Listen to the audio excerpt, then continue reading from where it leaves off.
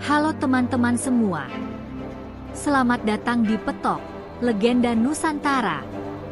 Tempat kita menggali kisah-kisah luar biasa dari masa lalu Indonesia. Sebelum kita mulai, jangan lupa klik tombol subscribe, nyalakan lonceng notifikasinya, dan bantu channel ini terus tumbuh agar semangat perjuangan para pahlawan tak pernah padam. Oke bro, langsung aja kita mulai kisah yang bakal bikin dada bergetar. Kisah Katnyak Dian, sang singa betina dari Aceh. Ketika tanah air dijajah, sebagian orang bersembunyi. Tapi perempuan ini justru bangkit membawa semangat perlawanan. Inilah kisah Katnyak Dian, pahlawan wanita dari Aceh yang berjuang sampai titik darah penghabisan.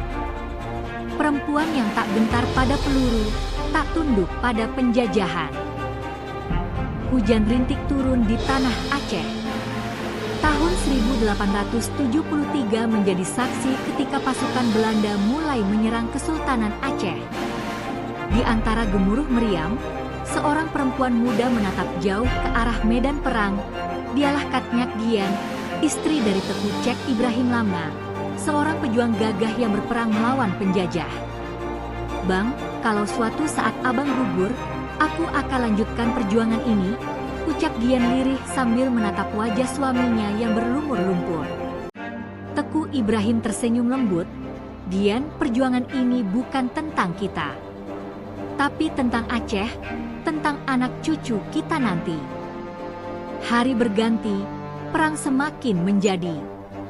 Rumah-rumah terbakar, rakyat lari menyelamatkan diri. Tapi Katnyak Dian tidak pernah lari. Ia justru mengumpulkan para perempuan, mengobati yang terluka, menyemangati yang hampir putus asa. Ia tahu, hidupnya kini bukan lagi tentang dirinya sendiri. Ketika kabar datang bahwa Teku Ibrahim gugur dalam pertempuran, dunia Dian seakan runtuh. Ia menangis dalam diam, tapi air mata itu tak lama jatuh. Ia bangkit, menggenggam rencong suaminya dan berkata lirih, "Jika dia gugur, maka aku akan menjadi pedang yang melanjutkan jalannya." Dari sanalah bara itu mulai menyala. Seorang perempuan yang kehilangan suami, tapi menemukan jati dirinya sebagai pemimpin perang. Aceh belum kalah, dan Dian tidak akan membiarkan tanah itu jatuh tanpa perlawanan. Setelah kepergian suaminya, Dian tidak berhenti di rumah. Ia berkeliling kampung, mendatangi rakyat yang mulai takut menghadapi pasukan Belanda. Dengan suara tegas dan mata menyala, ia berseru, "Apakah kita akan membiarkan tanah kita dijarah? Apakah darah para pejuang akan mengering begitu saja?"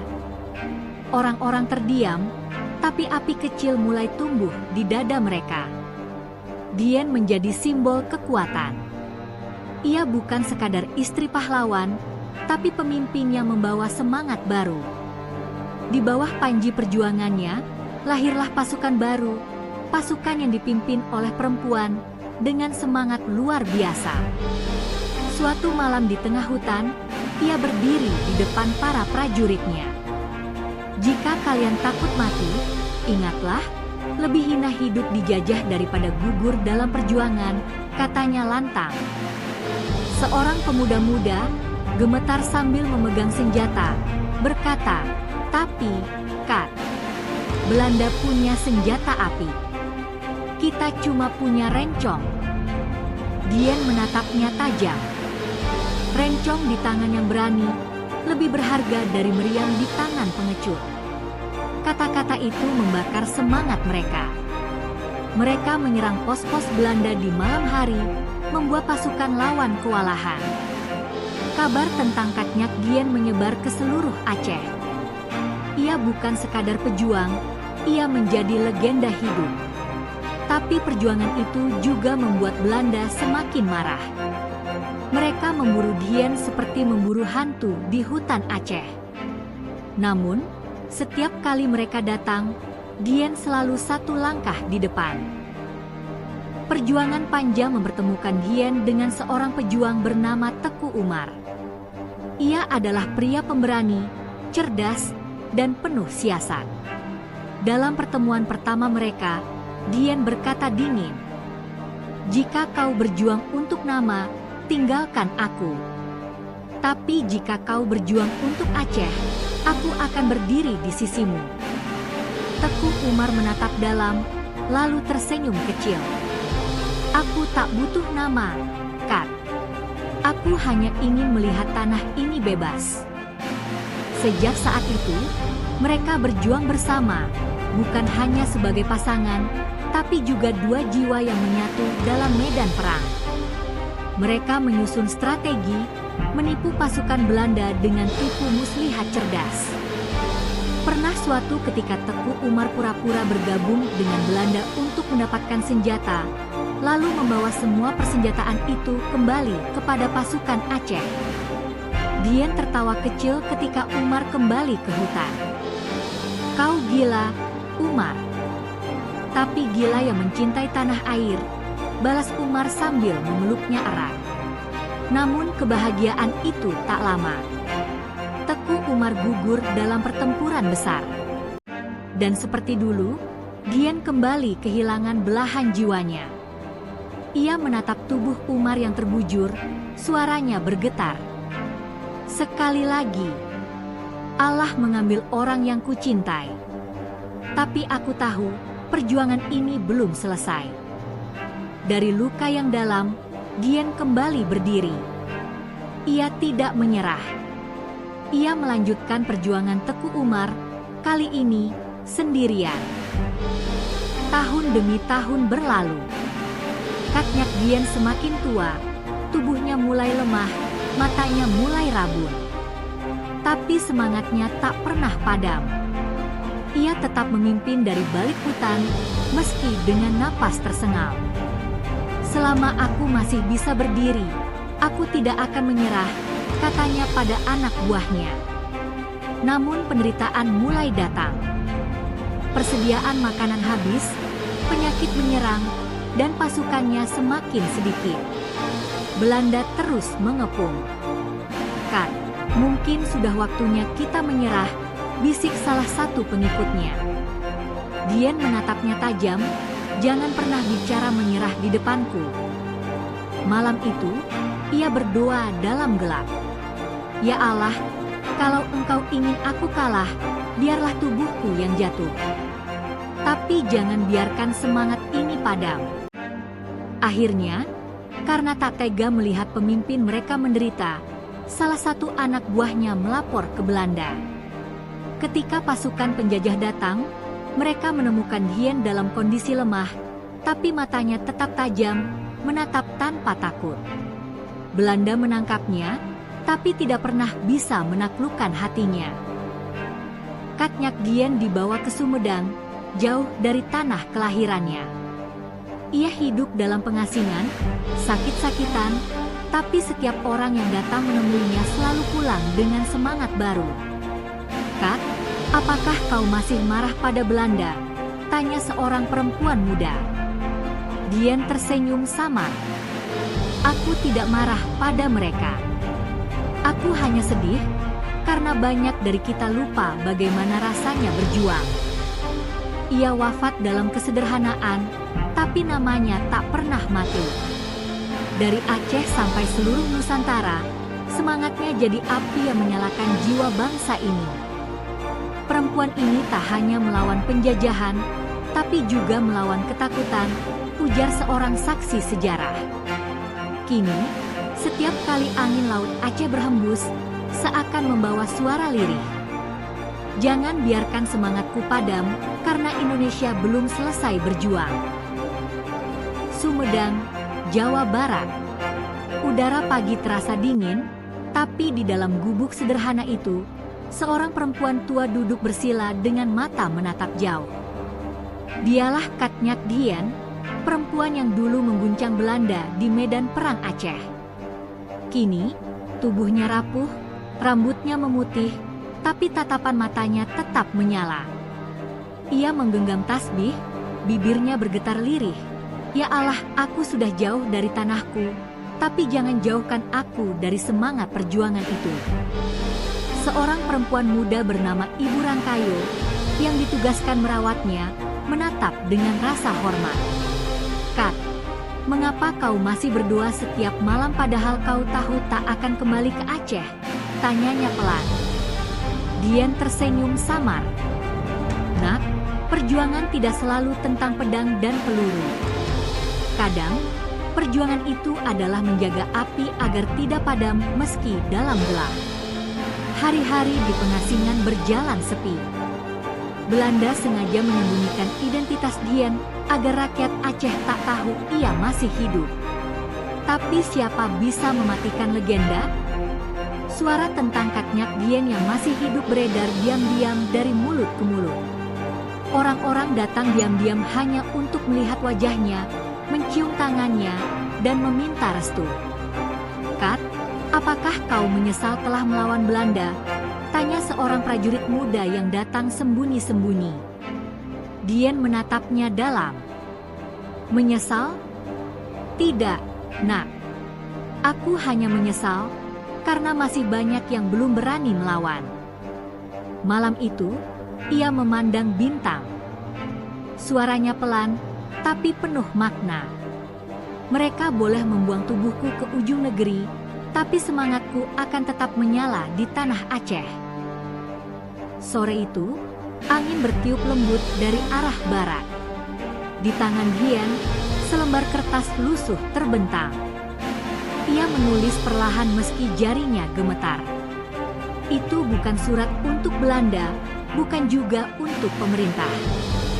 Surat itu ditulisnya untuk rakyat Aceh, surat yang tak pernah sampai, tapi doanya menembus waktu.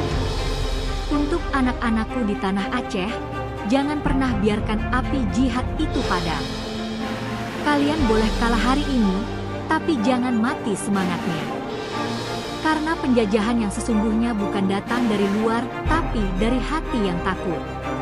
Ibu Rangkayo melihatnya menulis dengan air mata berlinang. "Kat, untuk siapa surat itu?" "Untuk generasi yang belum lahir," jawabnya lembut.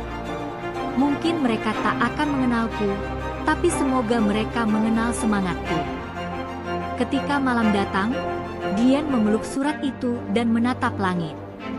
Dalam diam, ia membayangkan kembali hutan Aceh, tempat ia pernah berdiri dengan senjata di tangan, memimpin pasukan, menantang maut. Kini, yang tersisa hanyalah ingatan, tapi ingatan itu bukan kelemahan, melainkan kekuatan. "Kat," kata Ibu Rangkayo perlahan, "apakah menurutmu Indonesia akan merdeka suatu hari nanti?" Dian menghela napas panjang. "Bukan suatu hari nanti, Nak, tapi pasti. Karena setiap darah yang tumpah di tanah ini adalah janji pada langit." Surat itu tak pernah terkirim, tapi kelak, ketika bangsa ini merdeka, semangatnya terasa seolah datang dari lembaran yang tak pernah dibaca itu. Waktu terus berjalan. Tubuh Katnyak Dian semakin lemah, tapi kabar tentang dirinya menyebar. Banyak orang datang dari jauh, sekadar mendengar nasihatnya. Ia menjadi semacam guru, bukan ilmu perang, tapi ilmu hidup. "Kat," tanya seorang pemuda Jawa, "apa yang membuatmu tak pernah takut menghadapi Belanda?" Dian menatapnya dalam, suaranya tegas meski pelan. "Karena aku tahu, yang aku perjuangkan bukan diriku. Aku berjuang untuk sesuatu yang lebih besar, kehormatan dan kebebasan." Pemuda itu menunduk haru. "Kalau semua orang seperti engkau, Kat, mungkin bangsa ini sudah lama merdeka." Dian tersenyum kecil. "Jangan menunggu orang lain, Nak. Setiap jiwa yang berani, sudah cukup untuk memulai perang." Suatu hari, Belanda datang menengoknya. Salah satu perwira muda bertanya dengan sopan, "Katnyak Dian, apakah kau masih membenci kami?" Ia menjawab dengan tenang, "Aku tak membenci manusia. Aku hanya benci keserakahan." Perwira itu terdiam.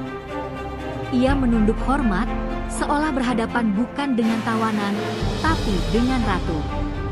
Ketika ia pergi, Dian menatap langit dan berbisik. Selama bumi ini berputar, api perjuangan Aceh tak akan pernah padam. Tahun-tahun terakhir hidupnya, Dian tak lagi bisa melihat. Matanya buta karena usia dan penderitaan panjang. Namun setiap kali seseorang datang, ia tetap menyapa dengan nada lembut. Siapapun kau, jika datang dengan niat baik, duduklah. Mari kita bicara tentang perjuangan. Suatu pagi, Ibu Rangkayo melihat Dian menatap kosong ke arah jendela. "Kat, apa yang sedang kau lihat?" "Cahaya," jawab Dian pelan. "Bukan dari mata, tapi dari hati." Hari-hari terakhirnya diisi dengan zikir dan kenangan. Ia sering menceritakan kisah suaminya, Teku Ibrahim dan Teku Umar, kepada anak-anak muda di kampung. Mereka bukan mati, nak, mereka hanya lebih dulu sampai di tempat yang dijanjikan untuk para pejuang. Ketika tubuhnya makin lemah, ia berbisik, "Kalau aku tiada, jangan tangisi. Lanjutkanlah. Karena tanah ini belum benar-benar bebas." Dan pada suatu malam yang tenang, tanpa tangis, tanpa teriakan, Kak Nyak Dian menutup matanya untuk terakhir kali. Tapi di luar, angin Aceh masih berhembus membawa semangatnya. Orang-orang bilang, bahkan setelah wafat, auranya masih terasa, lembut, tapi tega. Puluhan tahun setelah kepergiannya, nama Kak Nyak Dian menjadi legenda. Sekolah, jalan, hingga universitas memakai namanya. Tapi lebih dari sekadar nama, ia meninggalkan warisan keberanian. Seorang gadis muda di Aceh membaca kisahnya dari buku sejarah. Ia menatap gambar Kak Nyak Dian dan berkata, "Kalau perempuan sekuat itu pernah ada, maka aku pun bisa berani." Begitulah api itu berpindah dari satu generasi ke generasi berikutnya. Tidak lagi lewat rencong dan darah, tapi lewat keberanian dan keyakinan.